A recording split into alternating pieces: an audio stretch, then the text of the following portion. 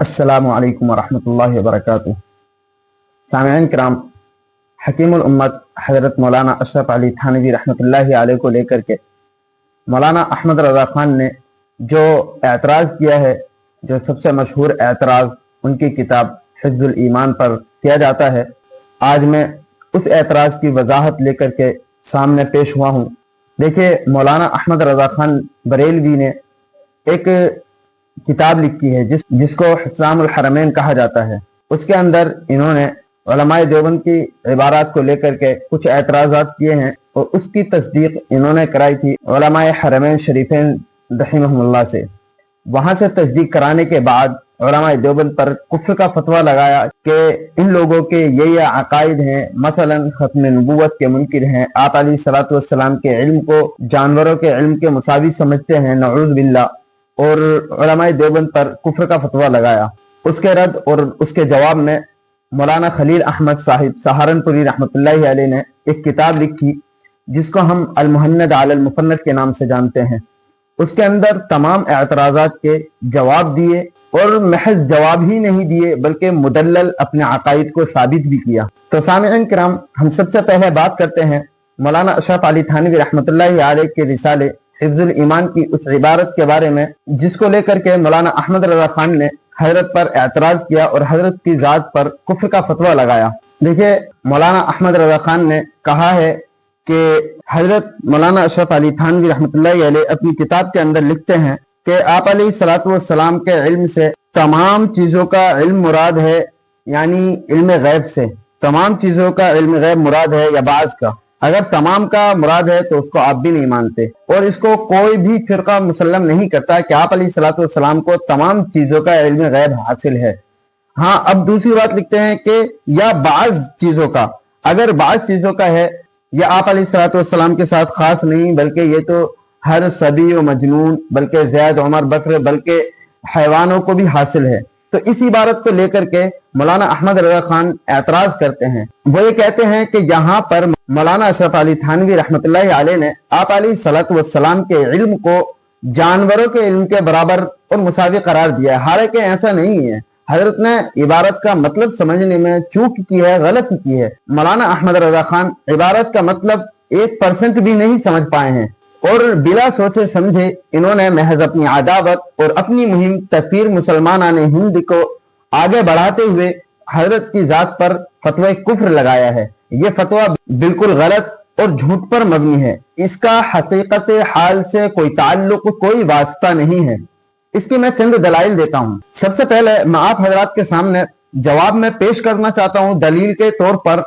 حضرت مولانا خلیل احمد سہارنپوری رحمۃ اللہ علیہ کی کتاب المہند علی المفند کے اندر حضرت نے کیا جواب دیا ہے، اور اس عبارت کا مطلب بھی حضرت بیان کرتے ہیں کہ اس کے اندر حضرت مولانا اشرف علی تھانوی کا مقصد کیا تھا۔ دیکھیے، مولانا خلیل احمد صاحب سہارنپوری اس کے جواب میں لکھتے ہیں کہ علامہ تھانوی رحمۃ اللہ علیہ نے اپنے چھوٹے سے رسالے حفظ الایمان میں 3 سوالات کا جواب دیا ہے جو ان سے پوچھے گئے تھے۔ پہلا مسئلہ قبور کو تعظیمی سجدے کی بابت ہے، اور دوسرا قبور کے طواف میں، اور تیسرا یہ کہ لفظ عالم الغیب کا اطلاق سیدنا رسول اللہ صلی اللہ علیہ وسلم پر جائز ہے یا نہیں۔ مولانا نے جو کچھ لکھا ہے اس کا حاصل یہ ہے کہ جائز نہیں، گو تعویل ہی سے کیوں نہ ہو، یعنی آپ علیہ الصلوۃ والسلام کے لیے عالم الغیب کے لفظ کا اطلاق جائز ہی نہیں ہے، چاہے کتنی بھی تعویلیں کر لیں۔ اس کی وجہ کیا کہتے ہیں کیونکہ شرک کا وہم ہوتا ہے، چنانچہ قرآن میں صحابہ کو راعینہ کہنے کی ممانعت ہے، اور مسلم کی حدیث میں غلام یا باندی کو عبدی کہنے کی ممانعت ہے۔ مطلب یہ ہے کہ راعینہ قرآن کے اندر استعمال کرنے کو منع کیا گیا ہے۔ راعینہ کہتے ہیں چرواہے کو، تو چونکہ اس ٹائم پہ کفار اس معنی میں اس کو استعمال کرتے تھے، اس لیے اللہ تبارک و تعالی نے اس کے لفظ کے استعمال کو صحابہ سے منع کر دیا تھا۔ بات یہ ہے کہ اطلاقات شرعیہ میں وہی غیر مراد ہوتا ہے جس پر کوئی دلیل نہ ہو اور اس کے حصول کا کوئی وسیلہ و سبیل نہ ہو۔ اسی بنا پر حق تعالی نے فرمایا ہے، کہہ دو نہیں جانتے وہ جو آسمانوں اور زمین میں ہے غیب کو مگر اللہ۔ نیز ارشاد ہے، اگر میں غیب جانتا تو بہترین نیکی جمع کر لیتا۔ اور اگر کسی تعبیر سے اطلاق کو جائز سمجھا جاوے تو لازم آتا ہے کہ خالق، رازق، معبود، مالک وغیرہ ان صفات کا جو ذات باری تعالی کے ساتھ خاص ہیں اسی تعبیر سے مخلوق پر اطلاق صحیح ہو جائے۔ دیکھیں کیا کہتے ہیں اگر ہم یہ بات مانتے ہیں، مولانا خلیل احمد سہارنپوری رحمۃ اللہ علیہ کتنی اچھی بات فرما رہے ہیں کہ اگر ہم عالم الغیب کے لفظ کو جائز سمجھ لے آپ علیہ الصلوۃ والسلام کے لیے خواہ عطائی طور پر ہی جیسا کہ یہ کہتے ہیں، تو اس صورت میں یہ اللہ تبارک و تعالیٰ کے ساتھ خاص نہیں رہے گا۔ اور کیوں؟ اس کی دلیل دیتے ہیں کہ دیکھیے رازق، خالق، یہ صفات اللہ تعالیٰ کے ساتھ خاص ہیں، لیکن اگر ہم عالم الغیب کی صفت کو مخلوق کے ساتھ متصف کرتے ہیں تو اس صورت میں خالق اور رازق وغیرہ اور مالک صفات بھی مخلوق کے ساتھ متصف ہو جائیں گی۔ وہ اس طریقے سے آپ کے گھر میں کوئی کما کے لاتا ہے تو وہ آپ کو رزق دے رہا ہے، ٹھیک، رازق ہوا معنوی اعتبار سے۔ اسی طریقے سے کسی نے موبائل بنایا یا کسی نے کچھ آلات بنائے تو اس اعتبار سے وہ خالق ہوئے۔ تو اب یہ صفتیں اللہ کے ساتھ خاص ہونے کی بجائے مخلوق کے ساتھ بھی عام ہو رہی ہیں، حالانکہ ہم مخلوق کے ساتھ خالق، رازق جیسی صفتیں استعمال نہیں کر سکتے۔ اسی کو حضرت کہتے ہیں کہ اگر ہم عالم الغیب کی صفت جو کہ اللہ تعالیٰ کے ساتھ خاص ہے، کیونکہ اللہ تبارک و تعالیٰ کہتا ہے وَلِلَّهِ غَيْبُ السَّمَاوَاتِ وَالْأَرْضِ وَمَا أَمْرُ السَّاعَةِ إِلَّا كَلَمْحِ الْبَصَرِ أَوْ هُوَ أَقْرَبُ۔ اللہ کہتا ہے کہ غیب کی چیزوں کا علم، چاہے وہ آسمانوں میں ہو یا زمین میں ہو، تمام چیزوں کا علم صرف اللہ کو ہے۔ اور یہاں للہ میں جو لام استعمال کیا گیا ہے یہ حصر کے لیے ہے، یعنی صرف اللہ کو ہے۔ تو اگر ہم اس کو اللہ کے ساتھ خاص نہ مانیں، مخلوق کے ساتھ بھی عام کر دیں، تو اس کا سائیڈ ایفیکٹ یہ بھی ہو سکتا ہے، کل کو کوئی یہ بھی کہہ سکتا ہے کہ ہم اللہ کو عالم الغیب نہیں مانتے، کیونکہ ہمارے یہاں تو علم غیب کا معنی یہ ہے کہ علم غیب عطائی ہو، اور اللہ تعالیٰ کو علم غیب عطائی نہیں ہے۔ اسی وجہ سے حضرت نے یہ راستہ ہی بند کر دیا کہ کسی بھی اعتبار سے آپ علیہ الصلوۃ والسلام کو عالم الغیب نہ کہا جائے، یعنی اللہ تعالیٰ کے ساتھ جو صفتیں خاص ہیں ان کو دوسروں کے لیے استعمال نہ کیا جائے۔ اس کے بعد حضرت مولانا خلیل احمد صاحب لکھتے ہیں نیز لازم آتا ہے کہ دوسری تعبیر سے لفظ علم الغیب کی نفی حق تعالیٰ سے ہو سکے، اس لیے کہ اللہ تعالیٰ بالواسطہ اور بالعرض عالم الغیب نہیں ہے۔ اس نفی اطلاق کی کوئی دیندار اجازت دے سکتا ہے۔ وہی بات جو میں نے کہی کہ آپ اللہ تبارک و تعالیٰ سے بھی اس کی نفی ہو سکتی ہے، وہ دلیل میں نے بیان کی کہ کوئی بھی یہ کہہ سکتا ہے کہ ہم عالم الغیب اللہ کو نہیں مان سکتے، کیونکہ آپ اللہ تعالیٰ کو علم غیب عطائی نہیں ہے، یعنی اللہ تعالیٰ کو کسی نے نہیں دیا، اور ہمارے یہاں علم غیب کا معنی یہ ہے کہ علم غیب عطائی ہو۔ آگے لکھتے ہیں حاشا وکلا، پھر یہ کہ حضرت کی ذات مقدسہ پر علم غیب کا اطلاق اگر بقول سائل صحیح ہو تو ہم اسی سے دریافت کرتے ہیں کہ اس غیب سے مراد کیا ہے، یعنی غیب کا ہر فرد یا بعض غیب کوئی کیوں نہ ہو۔ بس اگر بعض غیب مراد ہے تو رسالت مآب صلی اللہ علیہ وسلم کی تخصیص نہ رہی، کیونکہ بعض غیب کا علم اگرچہ تھوڑا سا ہو زید و عمر، بلکہ ہر بچہ اور دیوانہ، بلکہ جملہ حیوانات اور چوپاؤں کو بھی حاصل ہے، کیونکہ ہر شخص کو کسی نہ کسی ایسی بات کا علم ہے کہ دوسرے کو نہیں ہے۔ تو اگر سائل کسی پر لفظ عالم الغیب کا اطلاق بعض غیب کے جاننے کی وجہ سے جائز رکھتا ہے تو لازم آتا ہے کہ اس اطلاق کو مذکورہ بالا تمام حیوانات پر جائز سمجھے، اور اگر سائل نے اس کو مان لیا تو یہ اطلاق کمالات نبویہ میں سے نہ رہا۔ یہ کہتے ہیں کہ اگر تم یہ کہتے ہو کہ علم غیب سے مراد بعض غیب ہے تو اس صورت میں یہ تو آپ علیہ الصلوۃ والسلام کے ساتھ خاص نہ رہا، کیونکہ ہر کسی کو کچھ نہ کچھ علم ہے۔ مثال کے طور پر کسی انسان کی مثال نہیں دے رہا بلکہ ایک جانور کی مثال پیش کرتا ہوں۔ حدیث کے اندر آتا ہے کہ جب اذان ہوتی ہے تو کتے بھونکتے ہیں، اس کی وجہ کیا ہے؟ اس کی وجہ بتلائی کہ شیاطین جو ہوتے ہیں اذان کے کلمات سن کر کے بھاگتے ہیں، اور بسا اوقات وہ کتوں کو بھی نظر آتے ہیں، جس کی وجہ سے کتے ان سے ڈر محسوس کر کر کے بھونکتے ہیں۔ تو دیکھیے یہاں پر بھی ان کو کچھ ایسی چیزوں کا علم ہے جس کا اور لوگوں کو علم نہیں، یعنی ہم لوگوں کو نہیں دیکھتے لیکن جانوروں کو دیکھتے ہیں، ان کو علم ہے۔ تو کسی نہ کسی چیز کا علم تو ہر کسی کو کچھ نہ کچھ علم ہے، اس معنی کر آپ علیہ الصلوۃ والسلام کے ساتھ یہ خاص نہیں ہوگی۔ اب کوئی یہ اعتراض نہ کر لے کہ میں نے آپ کے علم کو کتے کے ساتھ تشبیہ۔ یہاں پہ ابھی مولانا خلیل احمد صاحب سہارنپوری رحمت اللہ علیہ کا جواب کچھ رہ گیا ہے، لیکن چونکہ حضرت مولانا اشرف علی تھانوی رحمت اللہ علیہ کی عبارت مکمل ہو گئی تو ہم اس جواب کو یہیں روکتے ہیں۔ یہاں تو بات ہوئی ہے مکمل مولانا خلیل احمد صاحب سہارنپوری رحمت اللہ علیہ کے جواب کی، جو انہوں نے المہند علی المپند کے اندر لکھا ہے۔ اب اگر ہم اس سے آگے بڑھتے ہیں تو اس سے آگے جو بڑی بڑی کتابیں ہیں دو، ان کے حوالے میں آپ حضرات کے سامنے پیش کرتا ہوں۔ ان کے اندر بھی یہی معنی لکھتے ہوئے ہیں، بعینی ہی یہی جو حضرت مولانا اشرف علی تھانوی رحمۃ اللہ علیہ نے اپنی کتاب کے اندر لکھے ہیں۔ ان میں سے سب سے پہلے اہل سنت والجماعت کے متفقہ امام میر سید شریف رحمۃ اللہ علیہ اپنی کتاب شرح مواقف میں یہی معنی لکھتے ہیں۔ وہ کہتے ہیں کہ علم غیب سے تمام چیزوں کا علم غیب مراد ہے یا بعض چیزوں کا؟ اگر تمام چیزوں کا علم غیب مراد ہے تو اس کو تو آپ بھی نہیں مانتے۔ آپ کا بھی یہ کہنا ہے کہ تمام چیزوں کا علم غیب صرف اللہ کو حاصل ہے، اس کے علاوہ کسی کو حاصل نہیں ہے۔ گویا کہ نہ ہم مانتے نہ آپ مانتے، تو اس کی تو بات ہی نہیں، اس کو سائڈ رکھ دیجیے۔ آج آتے ہیں بعض چیزوں کا علم غیب مراد ہے کیا؟ اگر بعض چیزوں کا علم غیب مراد ہے تو میر سید شریف رحمۃ اللہ علیہ لکھتے ہیں کہ یہ آپ کے ساتھ خاص نہیں، یہ آپ کے ساتھ خاص نہیں، کیونکہ آپ کے علاوہ بھی اور لوگوں کو کچھ نہ کچھ علم حاصل ہے۔ اور اس کے آگے مطالع الانوار شرح طوالع الانوار، اس کتاب کے مصنف بھی یہی لکھتے ہیں۔ وہ یہ کہتے ہیں کہ علم غیب سے بعض چیزوں کا علم غیب مراد ہے یا تمام چیزوں کا؟ تمام چیزوں کا کہو تو اس کو آپ بھی نہیں مانتے، ہم بھی نہیں مانتے، بات ختم۔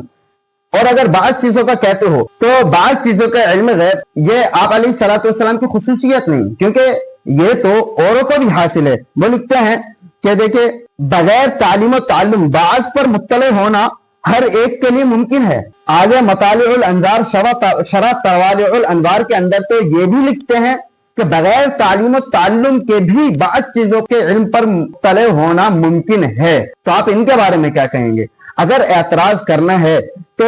حضرت تھانوی رحمۃ اللہ علیہ نے تو یہ عبارتیں بعد میں لکھی ہیں۔ حضرت تھانوی کی عبارت بعد کی لکھی ہوئی ہے، ان لوگوں کی پہلے کی لکھی ہوئی ہے۔ اگر اعتراض کرنا تھا تو سب سے پہلی بات تو آپ کو کرنا چاہیے مطالع الانوار کے مصنف،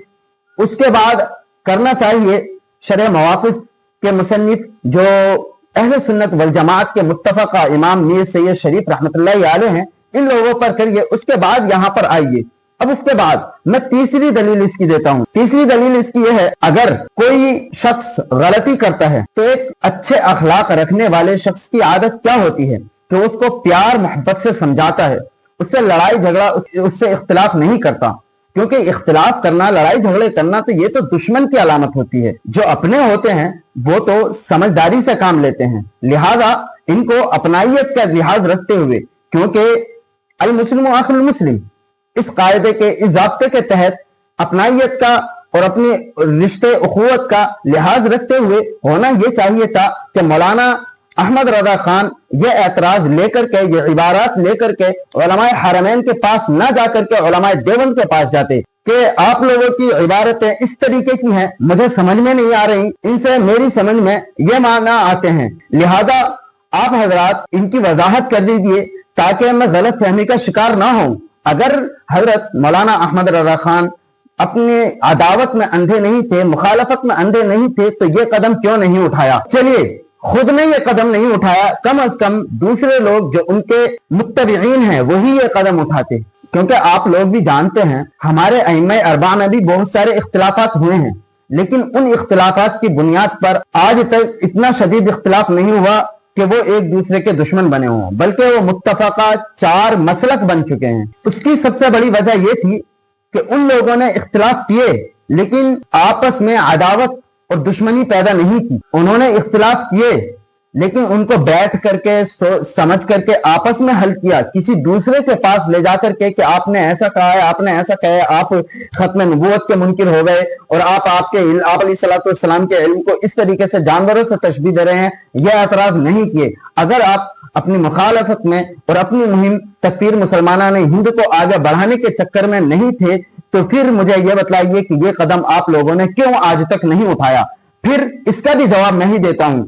یہ قدم اٹھایا گیا تھا حضرت مولانا اشرف علی تھانوی رحمۃ اللہ علیہ کے دور میں ہی۔ حضرت مولانا اشرف علی تھانوی رحمۃ اللہ علیہ کے پاس جا کر کے اس اعتراض کی وضاحت کی۔ جب حضرت کے سامنے اس اعتراض کی وضاحت ہوئی تو حضرت نے کہا استغفر اللہ نعوذ باللہ، میرا اس طریقے کا کوئی عقیدہ نہیں ہے، نہ میرے حاشیے خیال میں بھی یہ بات آئی ہے، نہ میں نے کسی عبارت کے اندر کسی کتاب میں لکھی ہے۔ مطلب کہ حضرت نے بہت زیادہ افسوس کا اظہار کیا۔ اس کے بعد حضرت سے یہ بات کہی گئی کہ آپ اپنی عبارت کو بدل لیں، تو حضرت نے اپنی عبارت بدلی اور عبارت بدل کے بالکل سیم وہی عبارت لکھ دی جو مطالع الانوار اور شرح مواقف کے اندر تھی، وہی عبارت حضرت نے 2 کاپی لکھی اپنی کتاب کے اندر اور کہا کہ اب میں اپنی عبارت کو اس طرح بدلتا ہوں کہ غیب سے بعض چیزوں کا علم غیب مراد ہے یا تمام چیزوں کا؟ اگر تمام چیزوں کا تو اس کے آپ بھی قائل نہیں، اور اگر بعض چیزوں کا تو یہ آپ کی خصوصیت نہیں۔ اس طریقے سے عبارت بدلی۔ اس کے بعد حضرت نے ایک جملہ لکھا جو میں آپ کو بتلانا چاہتا ہوں۔ حضرت نے کہا کہ اگر اب بھی کوئی اعتراض کرتا ہے، اگر اب بھی کوئی اعتراض کرتا ہے تو